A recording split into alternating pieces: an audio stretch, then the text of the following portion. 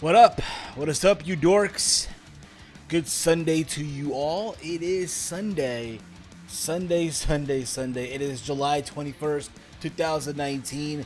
This is another installment of Around the Point here on YouTube.com.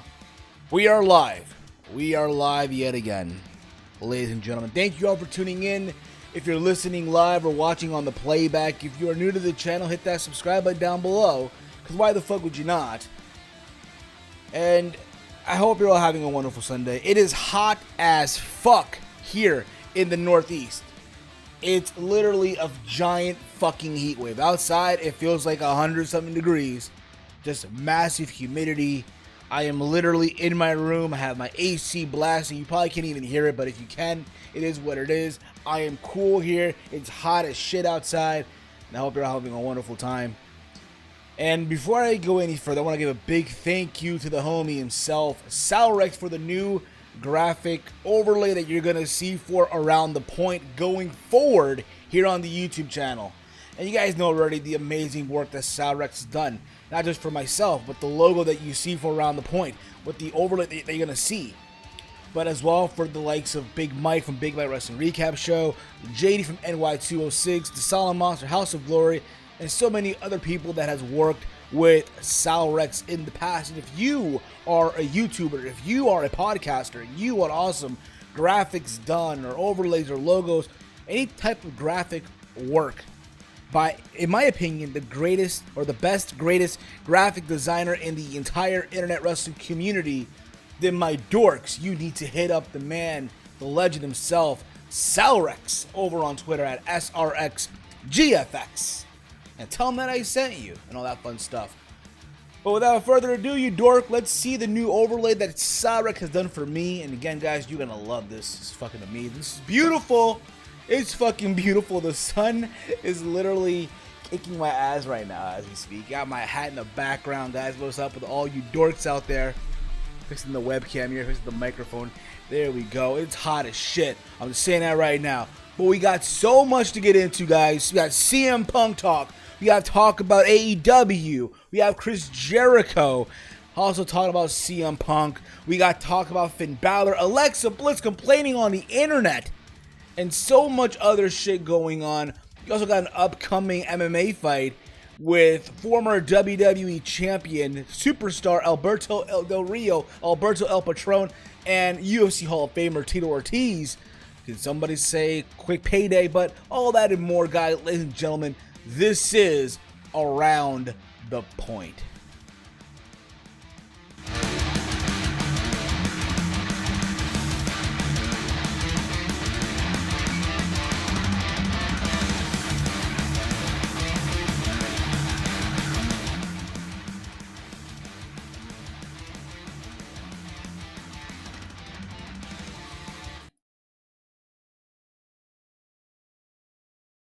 Man, oh man. Like I said, it's hot as fuck out here in the Northeast. Summer is almost ending, which means for all the parents out there, it's almost that time for back to school. And if you're a parent out there, it means that real soon, you're going to have to put your morning quickie on hold just so you can get your child ready for school and all that fun stuff. But again, guys, if you want to follow me on Twitter, it's @HeelSteven. Use the hashtag that you see on the lower right corner, hashtag ATPoint for anything happening on the show. If you want to show the podcast some love in any way, shape, or form, it's completely optional, okay? Head over to Streamlabs and have it enabled right now. Go to streamlabs.com/HeelSteven and you can donate to the podcast. It's completely optional once again. Another way to show the podcast that love, ladies and gentlemen. You know, early before I went live, I was preparing for the show. I was actually watching on YouTube the Mauro Ranallo documentary, Bipolar Rock and Roller. Now, I know this went live on, I know Showtime aired it live I think it was a year ago or so. And I finally watched it, because I don't have Showtime. I don't have it. But apparently Showtime on their YouTube channel, they put it available for people to watch on their channel, I want to say a couple weeks ago or so, and I was finally able to watch it today, because again, today's my day off from work, and I gotta say overall, very well done. I did enjoy the Mauro documentary. I think everyone else did. Everyone that watched it, period, enjoyed it. It's a very, very good watch. If you have not watched it, go out of your way and give it a watch. It's so much interesting stuff from his early childhood, how, you know, from a young age, he really knew he wanted to get into commentary. He really just loved talking, whether it was him being, you know, a mouthpiece in professional wrestling, whether him being a disc jockey, calling every single sporting event, through his depression, his friend dying, and all the stuff that he had to go through, again, with this condition that he's had, and all that, and any other person would have just, again, affected that person more to the point where they can't do anything. Mauro, on the other hand, was able to show people that, hey, even with his illness, he can overcome adversity and do things beyond, you know, what they were told he was supposed to do. He went out and did Pride over in Japan when Japan was booming in MMA. He called Mayweather Canelo, Mayweather McGregor, Mayweather Pacquiao, and to where he's at now, calling boxing, and also being one of the commentators for Bellator MMA, and as well his time now in WWE calling NXT. So if you have not watched that yet, go give it a watch whenever you have the chance to. It's up on the Showtime YouTube channel. The Mauro Ranallo documentary, Bipolar Rock and Roller. A good watch. It really is.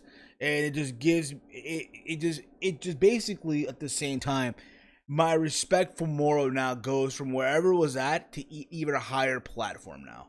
My respect for Mauro Ranallo and what he does. So let's get into this right away, guys. So much to get into, okay? I'm pretty sure you all saw the big announcement that Starrcast posted on Twitter a couple of days ago regarding someone appearing at their event. Now, in case you guys don't know, Starrcast is a wrestling convention that takes place every single weekend of a big AEW event. So in a way, even though they claim they have nothing to do with AEW, which is bullshit, because every single time there's an AEW event, like a major one, there's always a Starrcast, right? It's basically a smaller scale version of WrestleCon, almost, in a way. WrestleCon, you see it at every single WrestleMania weekend. It's sort of like that, basically, right? So they announced on Twitter a couple days ago that appearing at Starrcast will be none other than former WWE champion, former Ring of Honor World Champion, arguably, for a lot of people, the best in the world, Chicago's own CM Punk. And this got people jumping. This got people like, oh my God, you know, what did this mean? What's happening now? Oh my God, CM Punk. And you gotta think about this too. The event's in Chicago. The event is in Chicago. So him being there will make a whole lot of sense. Now, if you remember, during All In weekend, CM Punk did a meet and greet at Pro Wrestling Tees. Nothing to do with Starrcast. And how crazy now, the stars align, and now here he is doing Starrcast. Now, they posted a video, and it basically his graphic, this is not the graphic, this is the graphic that I made. But overall, a lot of people have now the speculation. Let it begin. Will CM Punk show up at AEW All Out? Now, Conrad did say that again, Starrcast has no affiliation with AEW. Which again, I said earlier, it was bullshit. It really, when you think about it, it kind of is bullshit. That being said, I will say this right now. I feel like there's a divide, if you will. There's people on one side of the fence that are going to go, yes, awesome, good for CM Punk. The idea of him potentially showing up, showing back into pro wrestling. Now, apparently Starrcast, they're going to give him a live microphone. He's going to have, I guess, his own show or something like that at the event. But they're going to give him a live microphone. He's going to answer questions. But again, back to what I was saying regarding him returning back into pro wrestling, in this case being AEW, you got to remember, Punk is very good friends with the Young Bucks, who ironically are executive vice president. Tony Khan even went on to say a long time ago that he really wanted to sign CM Punk, heck, his number one free agent, right? That's basically Tony Khan's agenda in the same way as well, right? But like I said before, the news was dropped on Thursday, right? And again, the speculation is whether or not will Punk get back into pro wrestling. And like I said before, there's fans that are on both sides of the fence. There are some fans that want to see Punk back in wrestling. There's still that fan base, believe it or not, that still, have a thing for CM Punk, that will still get behind CM Punk, that would want to see him back in the ring. They feel that's where he belongs. And then there's that other side of the fence, where there's the people on the other side of the fence that will tell you that, Punk left on bad terms. He said, fuck you to the fans. He quit. The best quitter in the world. So why, oh why, should we be excited for seeing CM Punk, a quitter who's 0-2 in MMA, who went to the UFC and lost. He lost twice to Mickey Gall, and then he lost again, I want to say, last year or something like that. This guy's a failure. He's a bum. So why should he come back to pro wrestling? Again, you're going to have that. You're going to have that divide. I say this, okay? If it does happen, let it be. I think Punk, in my opinion, I would love to see him back in pro wrestling. Now, there's been speculation as well. Oh, maybe Punk has been back in wrestling. He's been returning under a mask, right? Returning under a mask and invading independent shows, if you will. That's also been some speculation as well. Now, again, I'm just going to say this at the same time, too. Let's assume he does show up at All Out, which, again, will be in Chicago at the Sears Center. There's ways to go about this. There is ways, I think. I think the way to bring him out there, to get that pop, like, oh my God, you got to milk the shit. Granted, they could have waited as a surprise. They could have. But at the same time, hey, you want to show him, you want to advertise him for the convention to get tickets going. And apparently tickets are selling, by the way. And if you show him at the event, at being All Out, you have him show up at the end. CM Punk should be the last thing that shows up on your screen at the end of All Out. You could have the main event, Chris Jericho and Hangman Page. And we've said this before, Hangman Page, as talented as he is, he's a good talent. He's just not someone that I will consider putting my to have as my inaugural world champion for my startup promotion. No. I think he's good. He will get there eventually. But it's just not happening now. So in this case, you have to give the title to Chris Jericho. Chris Jericho, I think, should be your first world champion if you're AEW. And then you can have, I don't know, at the end of it all, have him show up on stage and have a stare-off with Jericho. Because Jericho also talked about the possibility of Punk joining All Elite Wrestling in a recent interview with Collider Live. And this is basically what he said, in quote, "Do we need him? No. Would it be a huge pop to get him? Yes. So again, essentially again, the CM Punk need to wrestle again? No, he doesn't have to. The guy made his money. Motherfucker's made his money. He can live off happily ever after, not needing to wrestle again. But then again, there has to be that. You got to believe in the back of your mind that this guy just wants to get back in there and wrestle again. And let's assume for a second, yeah, he does join in AEW, right? He goes to AEW because there's no way this guy's going back to WWE. It's not happening. I hate to break it to you. It's not happening, right? It'll be Punk's first time back into, I guess, a mainstream promotion in 5 years. It's been 5 years, right? Think about it. You hype up Punk's return match, first time in 5 years back into a wrestling ring to everyone's recollection, right? It's gonna be huge. And I'm not saying you put that on free television. No. But it'll be huge for AEW. It'll be a big, I think. And again, with AEW right now, there's a lot of speculation. Whether or not they're competition to WWE, a lot of fun stuff. But I think if they do pick up someone like CM Punk, it's gonna be probably the first blow. Like, okay, yep, you see this? Now we got CM Punk. But we'll see what happens. Like I said before, I would love to see him back in wrestling. I think all of us would in some way, shape, or form. And if it is in AEW, so be it. The matches you could do: CM Punk versus Jericho, even though you've seen it before. CM Punk and Cody Rhodes, I'm pretty sure we've seen that as well also. CM Punk versus Kenny Omega. CM Punk, Jon Moxley. CM Punk versus Shawn Spears. CM Punk, let's say, I don't know, Jimmy Havoc, if you really want to see that match. Honestly, I'm not dying to see a Jimmy Havoc CM Punk match. Or CM Punk versus MJF. Why the hell not? Hangman Page down the road? It could possibly be.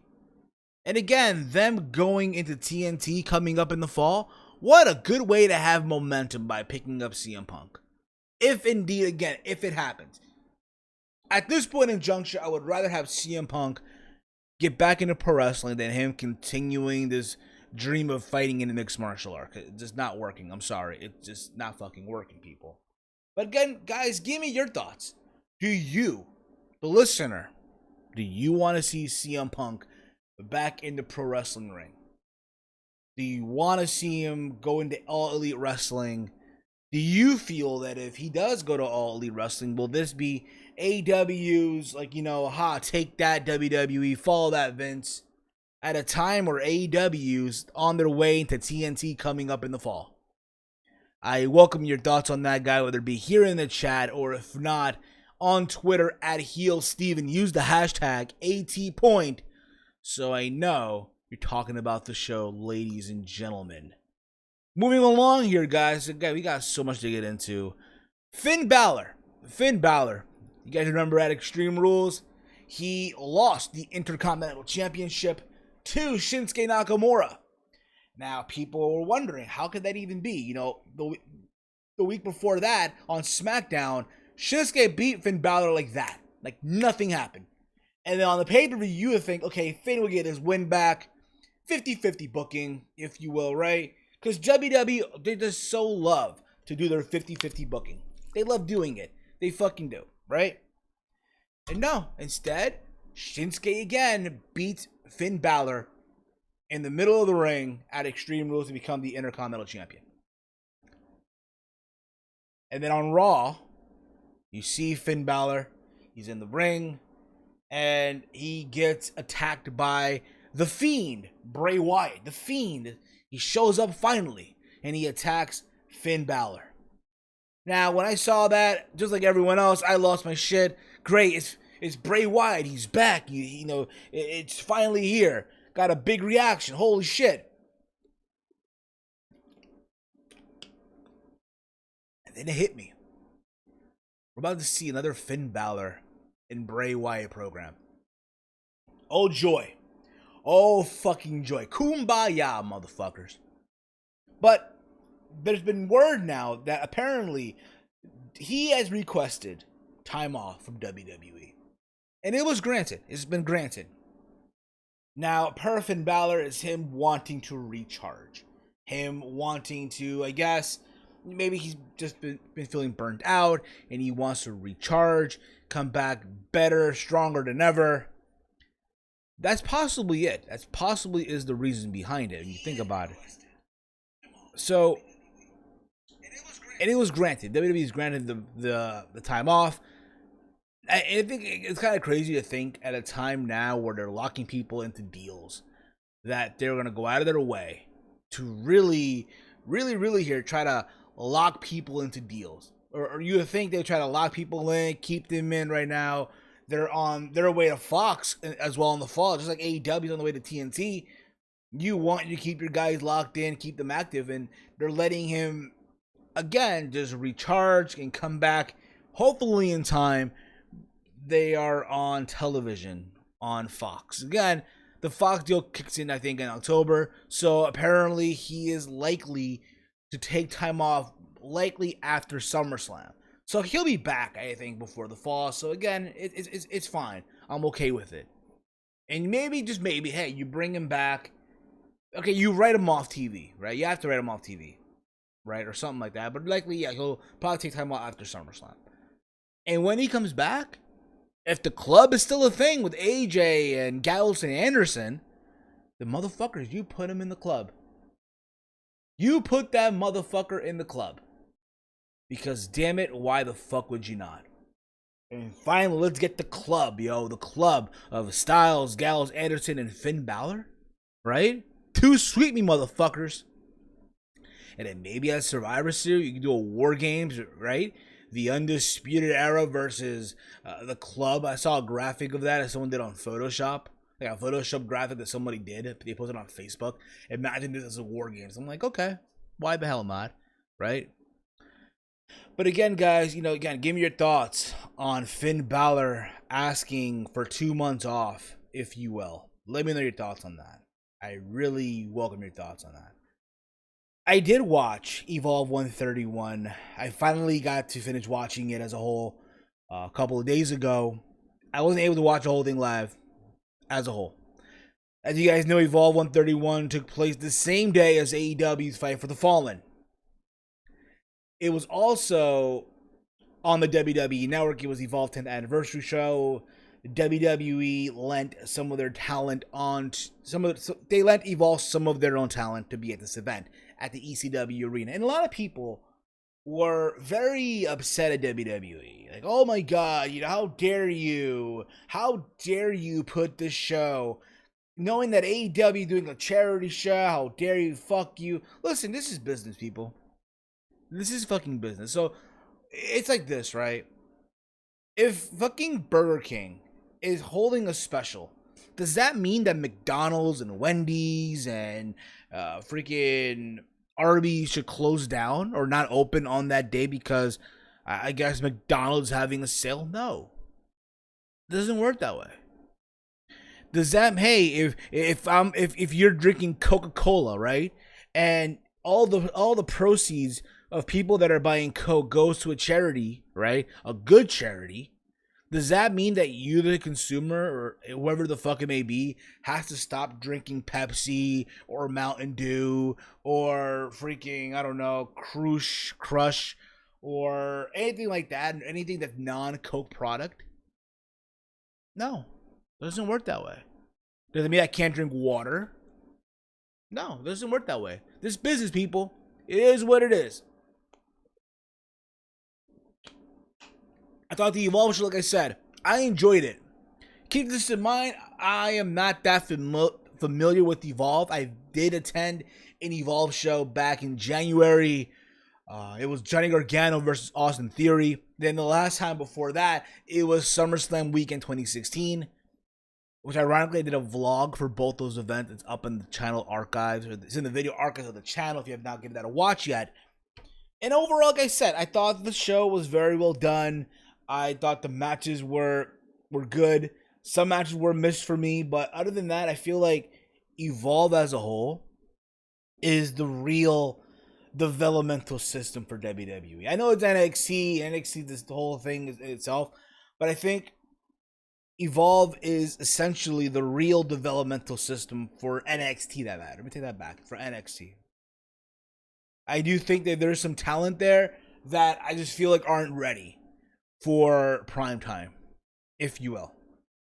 And yet then they have some talent that I do feel like eventually down the road are going to be big time players for WWE.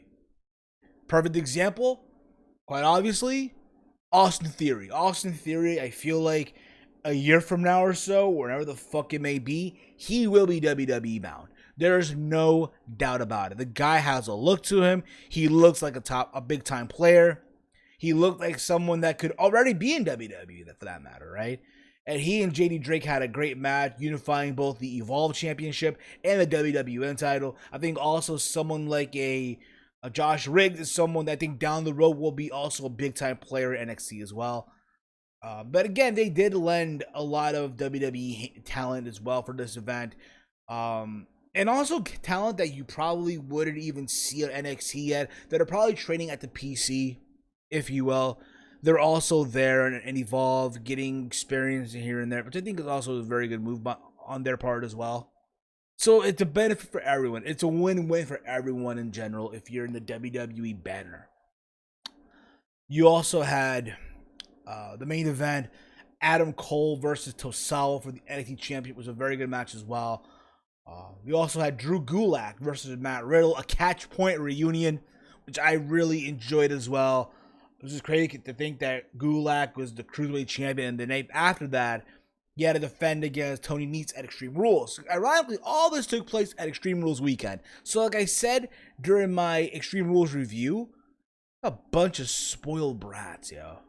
I think sometimes as fans, we're just so spoiled with shit that we don't appreciate it. That we just look at it and it's like, all right, cool. All right, it's happening. Awesome, good for you. Now what? I don't give a fuck. Like, okay, I want more, this and that. I'm not happy with what the fuck is being given to me and shit. But again, if I had to choose, though, between Evolve and AEW, from a wrestling standpoint, I'm going to go with AEW. I thought Fight for the Fallen was a better show from a wrestling standpoint. However, this is the shit that I was saying as well, you know, as far as timing is concerned. AEW's Fight for the Fallen felt like a long-ass show. I said that during my Fight for the Fallen review. This show went long for no fucking reason. And Evolve, on the other hand, did it go long too? Yeah, it did. It didn't go as long as AEW, but it went long too. But again, I think the fact that Evolve was on the network, it was another +2, and let's see what happens. Let's see what happens with Evolve down the road. Yeah, Paul Heyman there as well. He was the ring announcer for Austin Theory versus JD Drake, which was like a big fucking deal, a homecoming for him too, being that it was in the ECW arena, the 2300 arena now, and all that fun stuff. Okay. Moving along. Let's talk about something that I found very interesting here. So, Alberto Del Rio, Alberto El Patron, right? You guys know him, right? Apparently, he is making a return, not to WWE, not to Impact Wrestling, thank God, but he's making a return to mixed martial arts. That's right. Alberto El Patron, El Del Rio, that is, right? Is returning to MMA. He's returning to mixed martial arts really soon. Real soon. God damn it, yes. When I heard this news, I was like, what the fuck? This is kind of, kind of funny. Kind of like, okay. I didn't think that would happen, but hey, it's happening. It is actually happening, people. It's actually happening. Alberto El Patron is returning to MMA. He's fighting UFC Hall of Famer Tito Ortiz. That's right.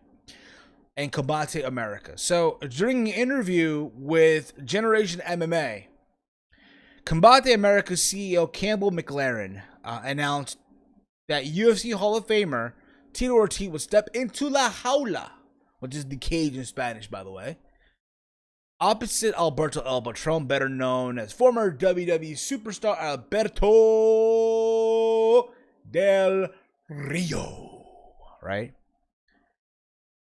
Now, apparently, this fight will be at a catch weight of 210 pounds. And now, I know for a lot of people, oh my God, this is an easy payday for Tito, which no shit it is. Tito Ortiz, the former UFC light heavyweight champion, UFC Hall of Famer. And God damn it, it's insane. It's funny. It's funny as hell though. So Combate America's it's an MMA promotion. I think it's on Galavision, Univision, something like that. It's late night, and one of the ambassadors of the promotion is Alberto Del Rio. You see him there from time to time. He does like commentary. He's like or he does like the post fight interviews like Joe Rogan does in the UFC.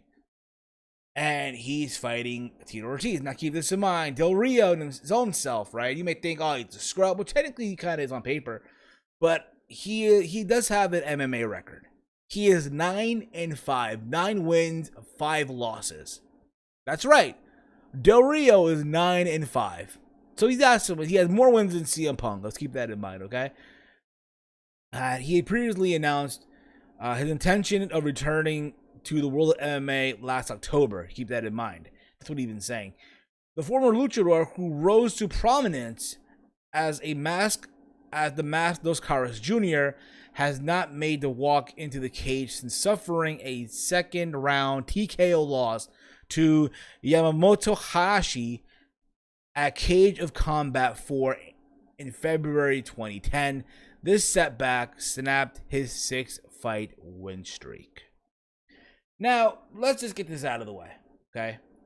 This is a cash fight, an easy payday fight for both Tito Ortiz, right? And you can make the argument for Alberto Del Rio. Alberto Del Rio, who again doesn't have the same fighting experience as Tito Ortiz. Let's just keep that in mind right now. But this is basically just an easy way to get a payday.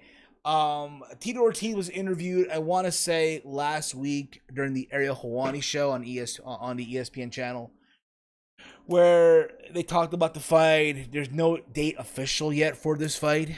All we do know, however, is going to take place either likely in America. It's probably going to be at a catch weight of 210 pounds. And from the looks of it, it's Tito fighting for America. You guys don't know, Tito Ortiz is a Trump supporter. Now, that's just besides the point, okay? You can tell by the hat that he's wearing, Make America Great Again. There's the picture of those two. I want to believe they're literally in the U.S.-Mexico border with that background behind them. I want to believe that, right? So in a way, they're going to probably do like a pro wrestling twist to this shit where, oh my God, Tito or Alberto's fighting for everyone, for their rights and shit like that, and Tito going to fight for the rights of America, the voice of America, for Donald Trump and shit like that. Again, this is an easy pickup cash fight for Tito Ortiz. I guess you can say the same thing as well for Alberto Del Rio, Alberto El Patron, just to get an easy win. Well, not bad, just to get his ass kicked by Tito, and the process to get a good payday out of it, right? That's the vibe I get out of it, to be real with you, okay? But again, guys, give me your thoughts on Tito Ortiz and Alberto Del Rio fighting in Combate Americas. Again, there's no date official yet. What we do know, however, is going to take place more likely, sometime before the year ends at a catch weight of 210 pounds. Speaking of combat sports, yesterday, Manny Pacquiao. Just a little quick thing I want to get into real quick. Manny Pacquiao, 40 years old. 40 is just a fucking number, okay? Manny Pacquiao had an amazing performance last night, fighting Keith One-Time Thurman at the MGM Grand in Las Vegas, becoming once again champion of the world, and beating a guy who theoretically should have beaten Pacquiao, should have outclassed Manny Pacquiao, and Manny Pacquiao once again proving the world wrong at age 40. Having an amazing fight. The fact that he dropped Thurman in round 1 with a knockdown which was crazy. That the whole fight just showing his dominance, fighting, throwing punches from different angles. Keith Thurman eventually did make a comeback in some way, shape, or form, but still to no regard. What really shocked me, at the end of the fight, they go to the judges' scorecard, right? And they say it's a split decision, which is like, wow, really? I don't know what the fuck the judges were watching. That fight, no way, was a split decision. Fuck that. Hell fucking no. But they gave it a split decision. But I thought the right call was made. Pacquiao won. In my opinion, it should have been 116-111 Pacquiao, but it is what it is. The right person got the win. There was no robbery last night. Because be real about it, in boxing at times, there's always that robbery and bullshit with judges and shit like that. Pacquiao, in my opinion, if you think about it, he could fight again. Apparently, he wants to fight next year. He's back already in the Philippines, going back to his Senate duties over there. But if he wants to fight again, I think he can fight again. One more fight. I honestly, at this point in juncture, though, I would not be upset if Pacquiao wants to hang it up, go out as champion. That's it. He had nothing else to prove. When you think about it, right? But we'll see.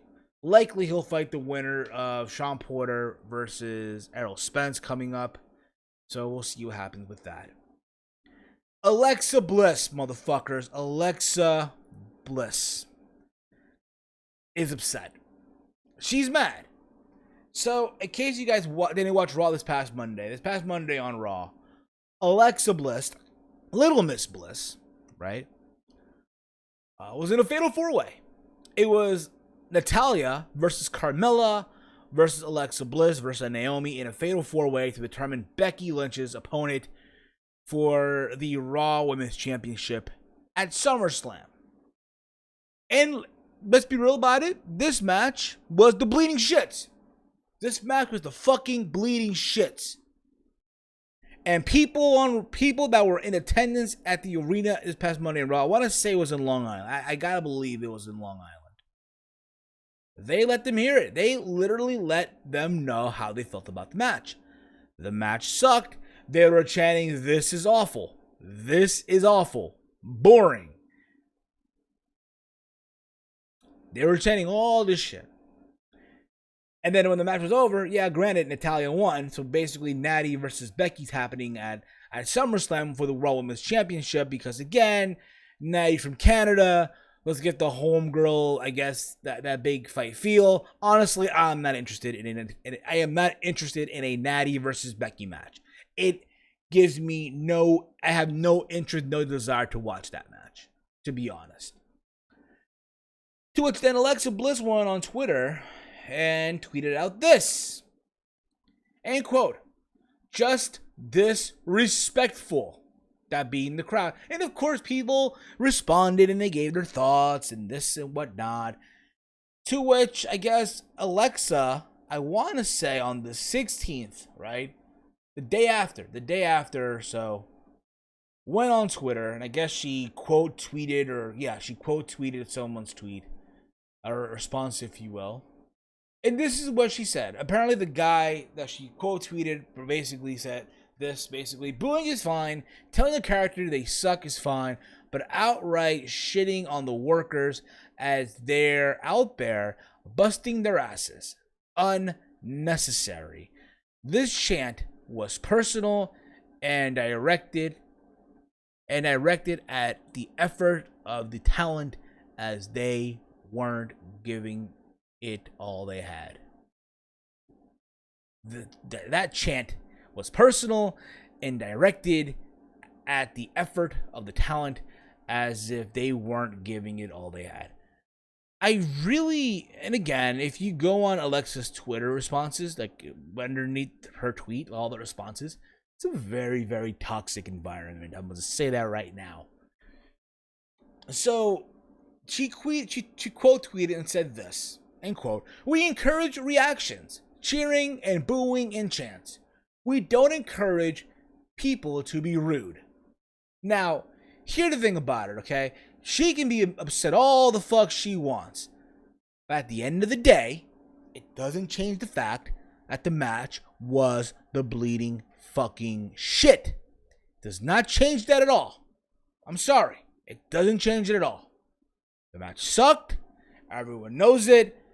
Alexa, I don't know why she's even in the match. And here's the thing about it, okay? It started this whole debate on Twitter, apparently. Whether or not people can do this, can do that. And listen, it's fine if you are a fan and you're sitting there and you have a reaction. It's natural. It's natural. I'm surprised that these talents, whether you're on Raw, whether you're on SmackDown, whether you're on NXT, NXT UK, 205 Live, WWE as a whole, AEW, Impact Wrestling, Ring of Honor, MLW, New Japan, the mom and pop indie fed that's at the high school, it doesn't fucking matter. Fans have a right to cheer and boo whoever the fuck they want. Granted, were they that bad? No, I don't think they were that serious. Like, oh my god, this is awful. It was awful. It was. But I don't think it's to the point where Alexa Bliss has to go on Twitter, just disrespectful. No. Nah, ma. Sorry. No. But at the end of the day, listen, again, fans, I think, again, you can chant whatever the fuck you want. I think, are there some chants that are annoying as shit? Absolutely. I think there are chants that are annoying. For example, 1, 2, sweet is the most stupidest chant I've ever heard. I'm sorry. Just as the what chant, just like this is awesome is a stupid chant, or the both these guys or fight forever. It's the most stupidest shit I've ever heard in a wrestling show. I'm sorry, but to me, it just is. To me, just is. I hate to break it to you dorks. With that being said, I think, again, it's a little ridiculous. It's sad. And again, there's even podcasters out there that are venting out their opinion on the whole Alexa Bliss thing. And at the end of the day, listen, this will just roll over. I want to believe. And there's that. There's that with the whole thing with Alexa Bliss. Let's move on, shall we? Let's move on. A couple things I want to get into as well. So Ring of Honor, people. Ring of Honor last night did their Manhattan Mayhem show in New York. I did not attend. I could have, honestly, but at the same time, I'm happy that I didn't. Honestly, Ring of Honor has not been doing it for me. I'm just going to say it. You know it's crazy when I would rather watch MLW over Ring of Honor. Yeah, fun fact. Yeah. And yeah, there you go with that. What up? Hey, the Salrex. Hey, what's up, man? Fuck Alexa Bliss. LOL, she shouldn't be anywhere near a wrestling near a ring. Maybe in a wrestling type porno for Brazzer. Maybe Bang Bros, bruh. Maybe Bang Bros, Reality King. Who knows, bro? But Ring of Honor. The dorks over at Ring of Honor, they had a show, Manhattan Mayhem in New York at the Hammerstein Ballroom. Apparently to the point where they were, I want to say, they were giving out free tickets for people to move to the floor section. And I've seen pictures. I've seen pictures of the venue, the Hammerstein Ballroom, which I've been to numerous times. Goddamn. Bruh. I've seen... It's crazy to think this is the same venue I went last year for Final Battle. And last year, it was packed. It was sold out. And now last night, from what I saw, holy crap, there were so many empty seats. And it's the Hammerstein Ballroom. This was a staple for Ring of Honor. That venue in New York. The Hammerstein Ballroom. To the point now where they're not even going to be there for Final Battle this year. They're going to be in fucking Baltimore. Fucking Baltimore. And remember when I said about the AEW effect? Yeah. WWE isn't feeling it right now. Ring of Honor is. Ring of Honor is feeling that effect right now. The moment and you know what? It's on them. It's on Ring of Honor, yo. This is what happens when you coast on a couple of guys to be there forever, and then they go away and they start their own promotion and they say fuck you to you, Ring of Honor, right? But beside the point, I didn't watch the show. I wasn't there. I've heard from people that were there. It was a fun show, all the fuck you want. But what I wanted to get into, so you remember a couple of weeks ago there was a fan incident with Bully Ray and a fan. Apparently, it sent a fan backstage, right? It sent a fan backstage because apparently I guess the fan was chanting some shit to the Allure, which is the trio of Mandy Leon, Angelina Love, and Velvet Sky. And during the show, security told the fan that they want them in the back, and Bully Ray gave this fan a lecture, right? So apparently, Ring of Honor, because of all of this, because this hit Twitter apparently, they did an investigation. An investigation, people. Ring of Honor did an investigation. And they have finally now responded. They have finally now responded to the investigation and what actually took place, if you will. This is basically what they've been saying. Okay? To their investigation. End quote. We have now concluded our internal investigation into the events that occurred in Portland on June 2nd. And we have taken an appropriate action with all parties involved. Our code of honor, which calls for sportsmanship, respect, and honor, and outside honor in and outside of the ring, is a core value of this company, and one will continue to thrive to uphold to all of our loyal and dedicated fans. We apologize for the incident that transpired, and we have encouraged all of our fans to continue attending our events. Furthermore, we promise to continue delivering the best wrestling and the best live experience on the planet. The nerve of these motherfuckers. And adherence to Ring of Honor policy, we will not commit further on these matters. And here's the thing about it, this just makes them look so bad. And basically what they're saying is, nothing to see here, folks. Nothing to see here, dorks. That's basically what they're telling you with that article. With that with that statement. There's nothing to be seen here, guys. Forget about what you saw. Let's move on, people. So yeah, shrugs forever. Shrugs forever. Let's get back to WWE. So you guys know WWE is going to Fox in the fall. Apparently, Fox wants the WWE, once they're on their network in the fall, to be treated more like a legitimate sport, which I kind of find, it's kind of funny because you think about it. WWE really isn't a sport. Pro wrestling, some people will call it the sport, but reality is predetermined. But they wanted to be treated like a sport, and I get that, right? Since SmackDown will be part of the Fox Sport block every Thursday to Sunday in the fall, the network reportedly wants WWE to be promoted as a legitimate sport that is a choreographed sport presentation. Although the outcomes of the matches are predetermined, SmackDown will air 51 weeks per year on Fox and will be preempt for the World Series. It's possible that SmackDown airs on FS1 for that 1 week. Fox will also air a 1-hour launch show in late September to build to the live Friday night debut on October 4th from the Staples Center in Los Angeles, California. The idea is that the 1-hour special will introduce WWE and the superstars to the Fox audience. WWE and Fox are planning a major promotion that will see WWE superstars take a moving truck to various sized markets to promote the network change. A digital premiere is also being planned, which will allow viewers to get a behind the scene look at the WWE product. The premiere will teach viewers some of the insider terms according to the Observer. Okay, I get it. Hey, you want to hype up their move to Fox? Sure. Why the fuck not? Now, what I'm about to talk about right now is only a rumor.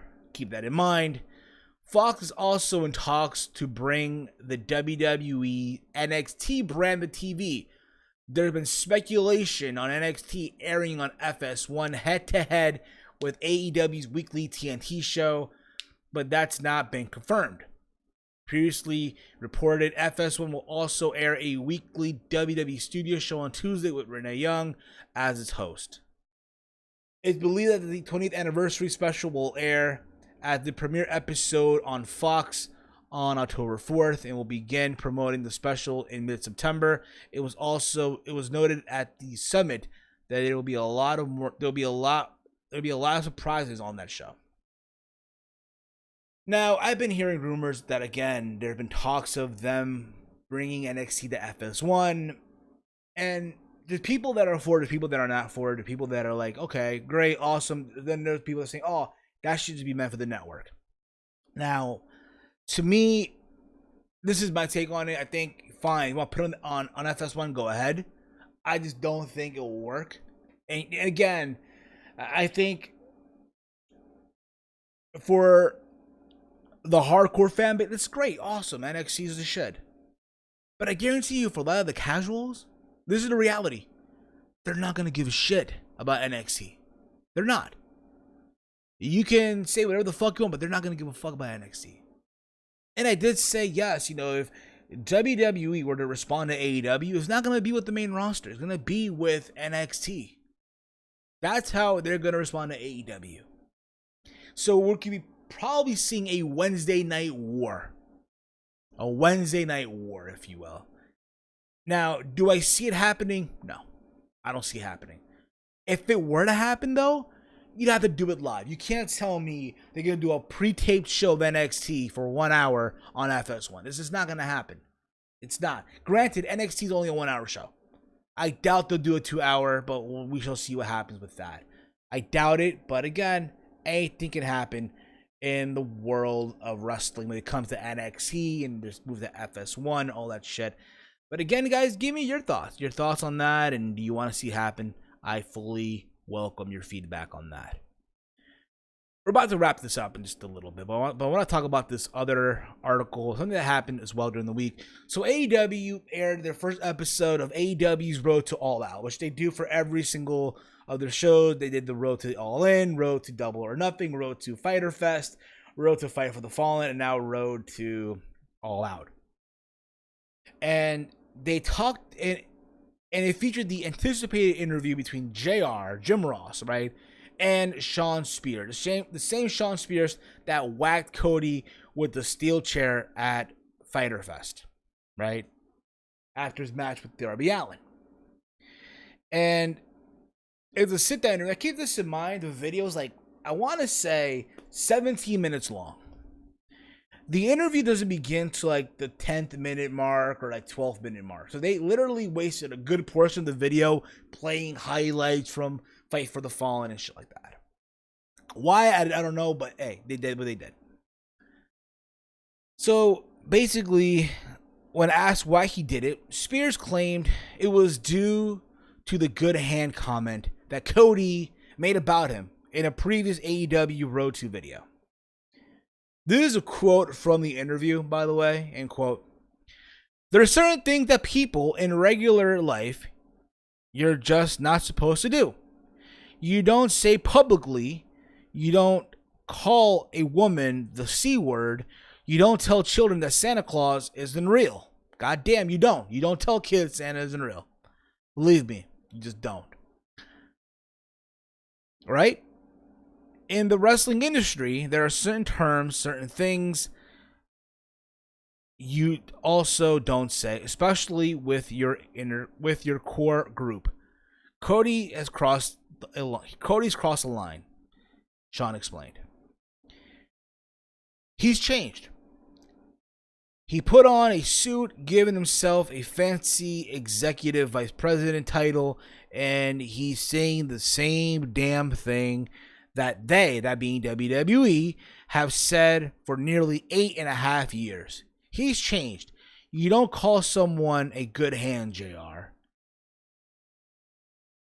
He went on to say as well, it's a curse of the industry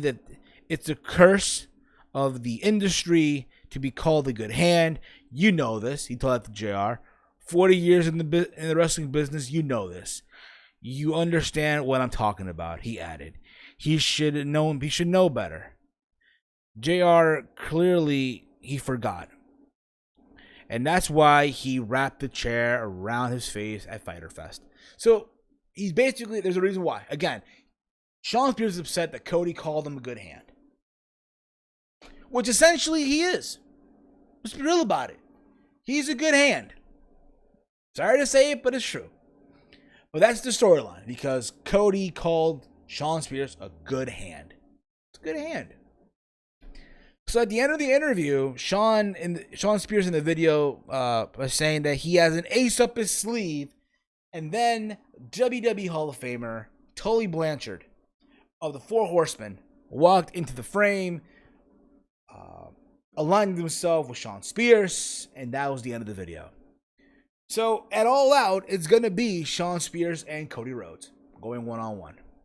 And now that you have Tully Blanchard in the mix as well, you have him in Shawn Spears' ear, I think it's another twist to it. Apparently, Tully Blanchard has signed a multi-year deal with AEW. Also, he'll be accompanying or be managing Shawn Spears as well.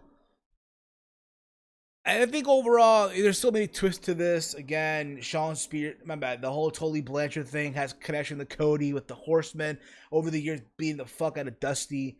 And I'll say this too. And I said this during the podcast like last week, episode 302. Down the road, don't be surprised if Tessa signs with AEW. Tully's there, if you will. So I see that happening. I really, really do. Not to mention as well, but the fact that, you could potentially see a new rebuilt version of the Four Horsemen. Granted, it had to have all guy. You could have, I guess, Tessa if you wanted, Shawn Spears. You could have Tully, I guess, now in the role of JJ Dillon, and I guess 2 other people as well, if they ever were to decide to do that. But we shall see. But overall, though, again, I think it'll be a fine match at All Out. Is it a match that I'm clamoring for to see? No. But they got something there. They do, absolutely. But I want to leave you guys into your thoughts. Give me your opinion on that. Are you looking forward to seeing that match at All Out? That being between Cody and Shawn Spears and all that fun stuff, guys. Give me your thoughts as always. All right. And that being said, it's going to be it for me. I hope that you all enjoyed this. If you are new to the channel, make sure you hit that subscribe button down below. You follow me on Twitter at HeelSteven. I want to take this time to thank my graphic designer, the man, the homie himself, Salrex, for the awesome video overlay that you see for the podcast here for Around the Point. And if you are a YouTuber, a podcaster, you want awesome graphics done, logos done, hit the man up on Twitter at SRXGFX. The guy does design not just for me, but for the likes of for the likes of JD from NY206, the Silent Monster, House of Glory, Big Mike, and so many other more. Arguably the best graphic designer in the IWC. What the fuck are you waiting for?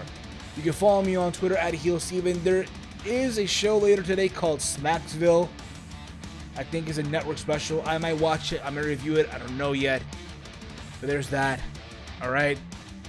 And yeah, guys, as always, guys, hate, comment, and subscribe. This, ladies and gentlemen, has been Around the Point.